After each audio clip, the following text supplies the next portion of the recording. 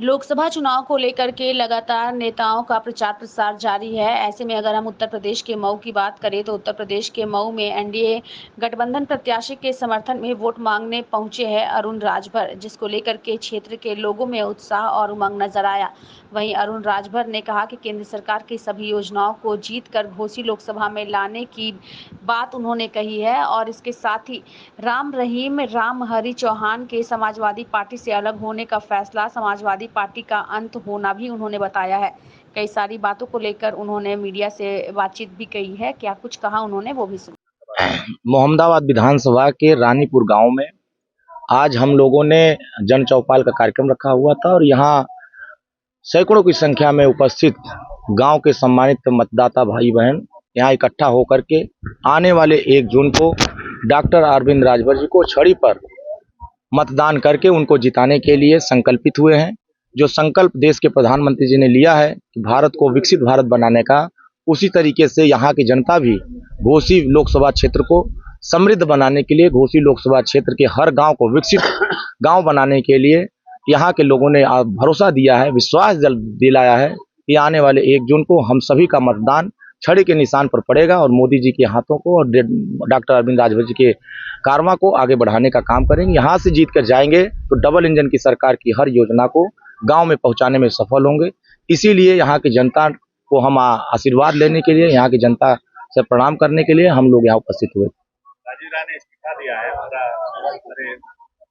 चौहान जी ने इस्तीफा दिया, उन्होंने राजीव राय पे हमला किया है, कहा कि राजीव राय मंडी राय इस वजह से इस्तीफा दिया।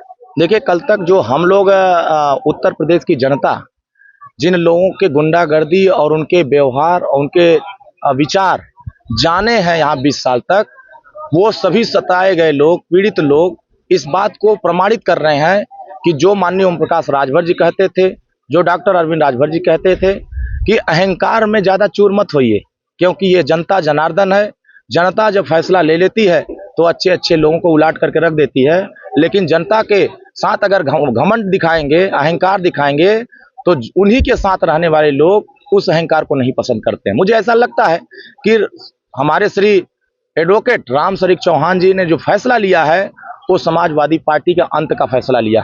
समाजवादी पार्टी का जो चेहरा रहा है, उनका चेहरा गुंडागर्दी करने का रहा है, अराजकता फैलाने का रहा है। आज उसी चेहरे को राम हरीक चौहान जी ने बेनकाब किया कि लंबे समय तक चौहान समाज के लोगों को राम शरीक चौहान ने एक भरोसा दिलाया था कि हम समाजवादी पार्टी से आपको सम्मान दिलाएंगे। वो तो साफ कह रहे हैं कि समाजवादी पार्टी में ना तो पिछड़ों का सम्मान, और पीडीए की बात करते हैं ना, उसी पीडीए को चौहान साहब बता रहे हैं कि समाजवादी पार्टी में ना पीडीए का कोई सम्मान है, ना अगड़े का सम्मान है, और ना ही अकलियत के लोगों का सम्मान है। वहां सिर्फ और सिर्फ अगर किसी का सम्मान है तो समाजवादी परिवार, जो सैफई परिवार है, बस उसी का सम्मान है और किसी का सम्मान नहीं है। इसीलिए बहुत सारे समाजवादी नेताओं का मोह भंग हो रहा है। मैं तो पहले ही कहा करता था कि समाजवादी पार्टी के कुछ ऐसे नेता हैं जो सट के मदद करेंगे, कुछ लोग हट के मदद करेंगे। विपक्ष के बहुत सारे ऐसे नेता हैं जो हमारा सट के मदद कर रहे हैं, बहुत सारे लोग हट के मदद करें। क्या उदाहरण नहीं देखा रायबरेली में? बहुत सारे उनके पिलर जो उनके डोएटेड करता थे वो भी समाजवादी पार्टी का साथ छोड़े, फैजाबाद अयोध्या में भी साथ छोड़े, तमाम मेरठ में भी साथ छोड़े। पूरे उत्तर प्रदेश में समाजवादी पार्टी के जो पिलर थे, जो संस्थापक सदस्य थे, उन लोगों का मोह अब इसलिए भंग हो रहा है कि समाजवादी पार्टी के मुखिया ही अहंकार में चूर हो गए हैं। जब वो मुखिया ही अहंकार में है, घमंड में है, तो फिर ये यहाँ के समाजवादी पार्टी के जो प्रत्याशी घमंड में बोल रहे हैं, यहाँ की जनता उनका घमंड चकनाचूर करके उनकी जमानत जब्त करा करके आने वाले 1 जून को डॉक्टर अरविंद राजभर को भारी अंतर से जिताने जा रही है। ये संकल्प यहाँ के पूरे जनता का जो उत्साह है, जिस तरह का लोगों का प्रेम दिख रहा है, मुझे लग रहा है कि बदलाव का प्रेम है, देश में विकास का प्रेम है। यहाँ तो मोदी लहर नहीं, सुनामी चल रही है। देश की जनता मोदी जी को प्रधानमंत्री बनाने के लिए गांव-गांव मेहनत कर रहे हैं। हर वर्ग का सहयोग मिल रहा है, हर जाति धर्म का सहयोग मिल रहा है। ये सिर्फ झूठ बोलने के लिए खाली कह रहे हैं कि ये हमारे साथ, वो हमारे साथ। उनके साथ कोई नहीं है। हमारे साथ मुसलमान भी है, हमारे साथ यादव भी है, हमारे साथ ब्राह्मण है, हमारे साथ क्षत्रिय है, हमारे साथ हर वर्ग के लोग हैं। आज हम जिस जगह बैठे हैं, यहाँ सभी भारी संख्या में चौहान समाज के लोग बैठे हैं। ये भी तो हमारे साथ खड़े हैं, लेकिन झूठ फैलाया क्या जा रहा है, ये हमारे साथ नहीं है। तो सच्चाई जनता जानती है, जनता का भरोसा मोदी जी के साथ है, योगी जी के साथ है, क्योंकि यहाँ अब गुंडागर्दी यहाँ की जनता नहीं देखना चाहती। यहाँ की जनता अब चाहती है कि हमारे साथ न्याय हो, सुरक्षा हो, सम्मान हो, और ये हमारी सरकार उनको न्याय भी दे रही है, सम्मान भी दे रही है और सुरक्षा दे रही है। ये सही है कि उसको पूरे घोसी लोकसभा संसदीय क्षेत्र के लोग उस घटना को नहीं भूल रहे हैं।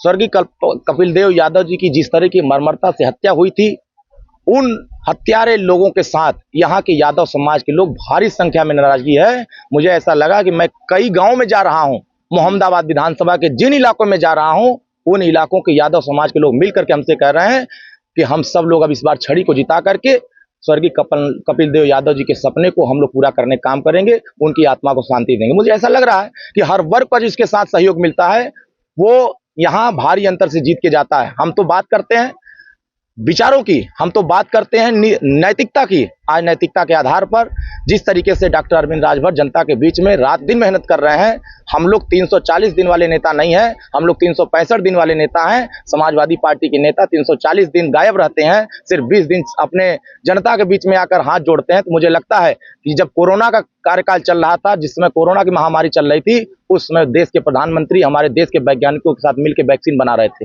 तब समाजवादी पार्टी ने किस तरह से उपहास उड़ाया था। जब हमारे देश में भव्य मंदिर का निर्माण हो रहा था, जब प्राण प्रतिष्ठा के लिए आमंत्रित किया जा रहा था, उस समय भगवान राम का किस तरह उपहास उड़ाया गया। तो जिसको न धर्म से मतलब है, न समाज के विकास से मतलब है, न देश की सुरक्षा से मतलब है, न देश के वैज्ञानिकों से मतलब है, न देश के सेनाओं से मतलब है, न देश के महिलाओं से मतलब है, न देश के पिछड़ों से मतलब है, न दलितों से मतलब है, वो अगर अहंकार की बात करता है तो उनके लिए अहंकार मुबारक। हमारी जनता का प्यार और जनता का विकास